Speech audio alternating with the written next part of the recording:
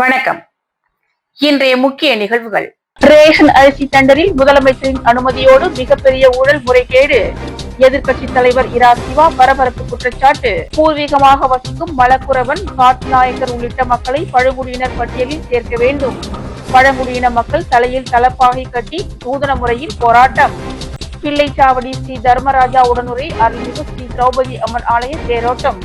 நூற்றுக்கணக்கான மக்கள் தேரை வடம் பிடித்து இழுத்து சுவாமி தரிசனம். இனி விரிவான நிகழ்வுகள். புதுச்சேரியில் வழங்கப்படும் விலையில்லா ரேஷன் அரிசி டெண்டரில் முதலமைச்சரின் அனுமதியோடு மிகப்பெரிய ஊழல் முறைகேடுகள் நடந்துள்ளதாக எதிர்க்கட்சி தலைவர் இரா சிவா தெரிவித்துள்ளார். இது தொடர்பாக சட்டப்பேரவையில் அவரது அலுவலகத்தில் செய்தியாளர்களை சந்தித்த அவர், புதுச்சேரியில் ஏழை மக்களுக்கு ரேஷன் கடைகள் மூலம் வழங்கப்படும் விலையில்லா அரிசியில் முதலமைச்சரின் துணையோடு பெரும் முறைகேடுகள் நடந்துள்ளதாக குற்றம் சாட்டினார். விலையில்லா அரிசி விநியோகத்தில் முறையாக டெண்டர் விடுவது போல் நாடகமாடி தனக்கு சாதகமான ஒரு வடநாட்டு கம்பெனியுடன் கூட்டு சேர்ந்து முதலமைச்சர் ரங்கசாமியின் துணையோடு அதிகாரிகள் கொள்ளையடித்து வருவதாக கண்டனம் தெரிவித்தார். அதிகாரிகள் மற்றும் ஆட்சியாளர்களின் மோசடியால் புதுச்சேரி மாநில விவசாயிகள், அரிசி ஆலை உரிமையாளர்கள், மக்கள் எந்தவித பயனும் அடையவில்லை என்றும், அதற்கு மாறாக புதுச்சேரியில் தற்போது ரேஷனில் வழங்கப்படும் அரிசி 100% அண்டை மாநிலங்களில் இருந்து கொள்முதல் செய்யப்பட்டு வழங்கப்படுகிறது எனவும், இதனால் புதுச்சேரிக்கு 20 கோடி ரூபாய் வருவாய் இழப்பு ஏற்பட்டுள்ளதாகவும் கூறினார். கடந்த டெண்டரின் போது 1 கிலோ அரிசி 47 ரூபாய் 70 பைசா என நிர்ணயம் செய்யப்பட்டு 1 கிலோவிற்கு 9 ரூபாய் கூடுதலாக வழங்கிய நிலையில், அதே 1 கிலோ அரிசிக்கு 15 ரூபாய் கூடுதலாக அரசால் வழங்கப்பட்டுள்ளது என்று குற்றம் சாட்டிய அவர், வட மாநில கம்பெனிக்கு புதுச்சேரியில் சொந்தமான அரிசி ஆலையோ கொள்முதல் நிலையமும் இல்லாத நிலையில் விவசாயிகளை புறக்கணித்து விட்டு வட மாநில கம்பெனிக்கு சிவப்பு கமலம் விரிப்பது ஏன் என்றும் கேள்வி எழுப்பினார். தற்போது நடைமுறையில் உள்ள இந்த முறைகேடான டெண்டரை உடனே ரத்து செய்துவிட்டு புதுச்சேரியின் சிறு குறு விவசாயிகள், அரிசி ஆலைகள் பயன்பெறும் வகையில் புதுச்சேரியில் உள்ளவர்களுக்கு முன்னுரிமை அளித்து டெண்டரில் கலந்து கொள்ள ஏதுவாக மாற்றி அமைக்க வேண்டும் என்றும் கேட்டுக்கொண்டார். ஒரு பெரிய தவறு. மக்களுக்கு 10 கிலோ கொடுக்குற அரிசியை 5 கிலோ கொடுக்கலாம். நீ சொன்ன 2 கிலோ கோதுமை தரேன்னு சொன்னீங்க, குறுக்கா விட்டீங்க. பருப்பு போடுறீங்க, போடா விட்டீங்க. இதெல்லாம் இதுல செய்யலாம். ஏறக்குறை 20 கோடி ரூபான்றது பெரிய தொகை. அது மட்டும் இல்லாம இன்னொரு விஷயத்தையும் சொல்றேன். இன்னைக்கு ரேஷன்ல சப்ளை பண்ணக்கூடிய அரிசி முழுமையா போய் சென்றடையல. 100% ரெட் கார்டு ஹோல்டர்ஸுக்கு நீங்க கொடுத்தீங்கன்னா 100% போய் சேரல. மஞ்சள் கார்டுல இருந்து உழவு கொடுத்தீங்கன்னா போய் சேர 70% தான் சப்ளை பண்றாங்க. மீதி 30% அது எந்த அக்கௌண்ட்ல வருது? அரிசியை வாங்குறீங்களா வாங்கலையா, இல்ல அரிசியை வாங்கினது மீண்டு மறுமாசம் போறீங்களா? இதெல்லாம் அவங்க ஒரு வெள்ளை அறிக்கையாவே கொடுங்க. கடந்த 4 மாசத்துல என்னோட தொழில 80% மேல கொடுக்கவே இல்லை. மீதி 20% என்ன செஞ்சாங்கன்றதையும் சொல்லுங்க. புதுச்சேரியில் பூர்வீகமாக வசிக்கும் மலைக்குரவன், காட்டுநாயக்கன், எருகுலா, குருமன்ஸ் ஆகிய மக்களை பழங்குடியின பட்டியலில் சேர்க்க கோரி பழங்குடியினர் தலையில் தலைப்பாகை கட்டி போராட்டத்தில் ஈடுபட்டனர். புதுச்சேரியில் பூர்வீகமாக வசிக்கும் மலைக்குரவன், காட்டுநாயக்கர், எருகுலா, குருமன்ஸ் ஆகிய மக்களை பழங்குடியினர் பட்டியலில் சேர்க்க கோரி கடந்த 44 ஆண்டுகளாக பழங்குடியின மக்கள் போராடி வருகின்றனர். ஒவ்வொரு முறையும் கோப்பு மத்திய அரசுக்கு அனுப்பப்படுவதாக புதுச்சேரி அரசு கூறி வருகிறது. இந்நிலையில் இன்று அண்ணா சிலை அருகே பழங்குடியினர் தலப்பா கட்டி கவன ஈர்ப்பு ஆர்ப்பாட்டத்தில் ஈடுபட்டனர். ஆர்ப்பாட்டத்திற்கு மாநில பழங்குடி மக்கள் கூட்டமைப்பு தலைவர் ராம்குமார், மலைக்குரவன் நல்வாழ்வு சங்க தலைவர் செல்வராஜ், பழங்குடியினர் விடுதலை இயக்க மாநில செயலாளர் ஏகாம்பரம் மற்றும் பல்வேறு சமூக நல அமைப்புகளை சேர்ந்தவர்கள் கலந்து கொண்டனர். புதுச்சேரியில் பூர்வ குடிகளாக இருக்கும் மலைக்குரவன், காட்டுநாயக்கன், எருகுலா, குருமன்ஸ் ஆகிய பழங்குடியின மக்களை மத்திய அரசு அட்டவணை பழங்குடியினர் பட்டியலில் உடனடியாக சேர்க்க வேண்டும் என வலியுறுத்தி அனைவரும் தலைப்பாய் கட்டி கவன ஈர்ப்பு ஆர்ப்பாட்டத்தில் ஈடுபட்டனர்.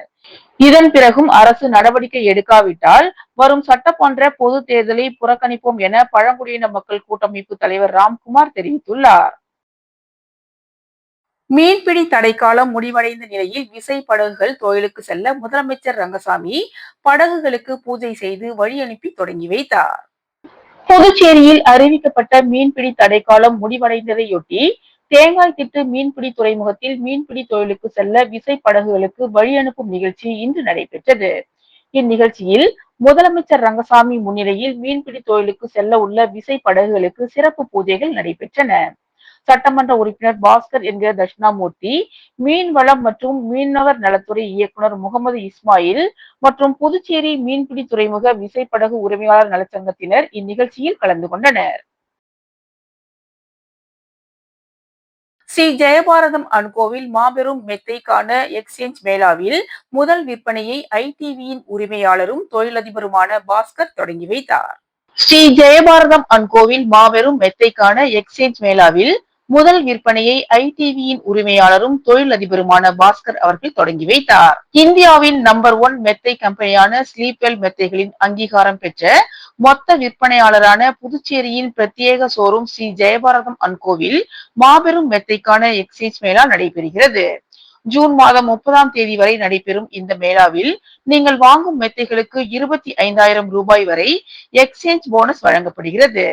இந்த எக்ஸ்சேஞ்ச் ஆஃபரின் முதல் விற்பனையை நமது ஐடிவியின் உரிமையாளரும் தொழிலதிபருமான பாஸ்கர் அவர்கள் தொடங்கி வைத்தார். இந்நிகழ்ச்சியின் போது உரிமையாளர்கள் வேதவல்லி, செல்வராஜ், பிரவீன் குமார் ஆகியோர் உடனிருந்தனர்.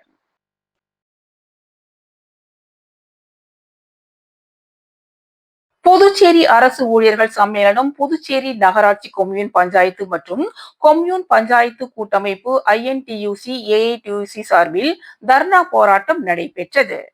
அரசு ஊழியர்கள் சம்மேளனம் புதுச்சேரி நகராட்சி மற்றும் கொம்யூன் பஞ்சாயத்து கூட்டமைப்பு INTUC AITUC ஆகியவற்றின் சார்பில் போராட்டம் நடைபெற்றது.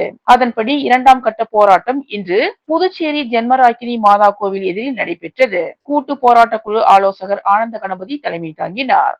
கூட்டு போராட்ட குழு கன்வீனர்கள் வேளாங்கண்ணிதாசன், கலியபெருமாள், முருகையன், சகாயராஜ், மன்னாதன் ஆகியோர் முன்னிலை வகித்தனர். போராட்டத்தில் சம்மேளன கௌரவ தலைவர் பிரேமதாசன், பொதுச் செயலாளர் முனுசாமி, INTUC மாநில தலைவர் GR பாலாஜி, AITUC மாநில பொருளாளர் அந்தோணி ஆகியோர் வாழ்த்துரை வழங்கினர். தர்ணா போராட்டத்தை விலக்கி ஓய்வு பெற்ற சங்க பொறுப்பாளர் MS சேகர், மூவேந்தன் ஆகியோர் உரை நிகழ்த்தினர். தர்ணா போராட்டத்தின் நிறைவாக கதிரேசன் நன்றி கூறினார்.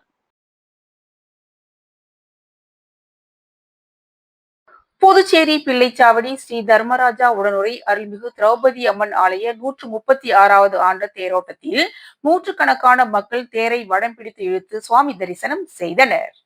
விழுப்புரம் மாவட்டம் வானூர் வட்டம் பிள்ளைச்சாவடி ஸ்ரீ தர்மராஜர் உடனுரை ஸ்ரீ திரௌபதி அம்மன் ஆலய 136வது பிரம்மோற்சவ விழா கடந்த 8ஆம் தேதி தொடங்கி நடைபெற்று வருகிறது. 4ஆம் நாள் நிகழ்ச்சியில் நேற்று அர்ஜுனன் தபசு நிகழ்ச்சியும் இரவு சுவாமி வீதி உலா நடைபெற்றது. முக்கிய திருவிழாவான தேர் திருவிழா இன்று காலை 10 மணிக்கு நடைபெற்றது. ஆயிரக்கணக்கான பக்தர்கள் தேரை வடம் பிடித்து இழுத்தனர்.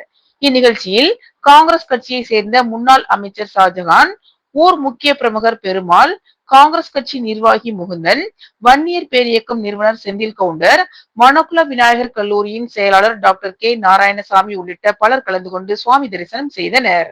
விழா ஏற்பாடுகளை கிராம பஞ்சாயத்தார் மற்றும் பொதுமக்கள் சிறப்பாக செய்திருந்தனர். ஆலய வளாகத்தில் 2000 பக்தர்களுக்கு அறுசுவை உணவு அன்னதானத்தை மணக்குள விநாயகர் கல்லூரியின் செயலாளர் நாராயணசாமி தலைமையில் அவரது ஏற்பாட்டில் நடைபெற்றது.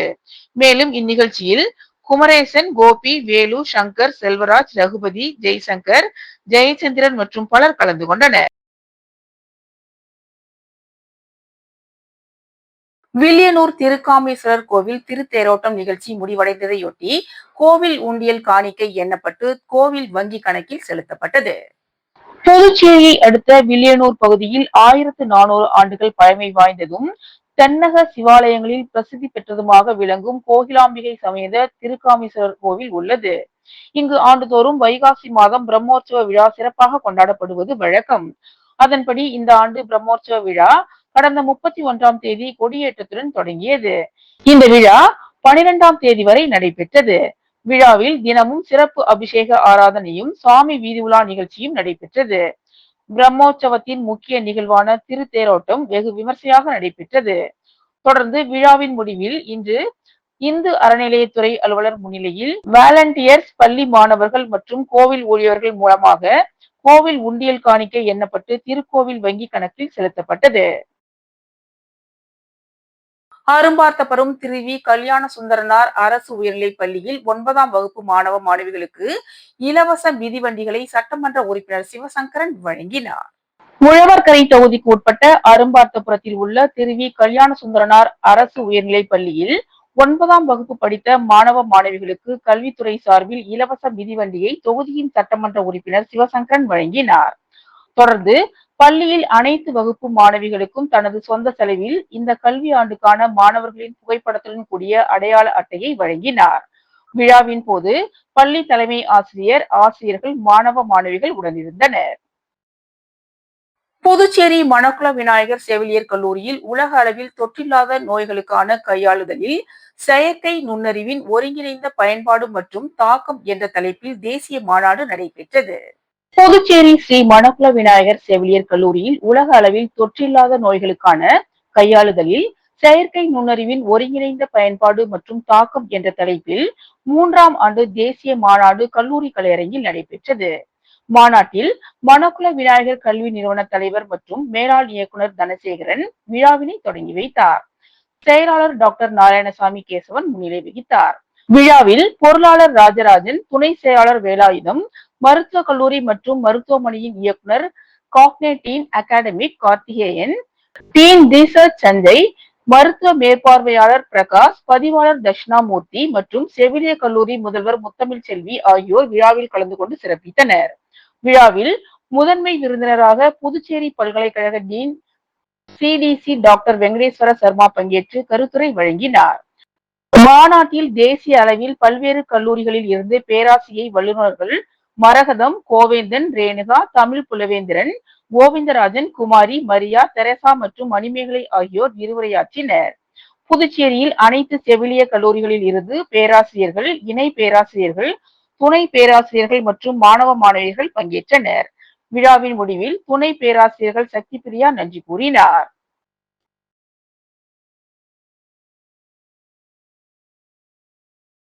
இத்துடன் இன்றைய நிகழ்வுகள் நிறைவடைந்தன. வணக்கம்.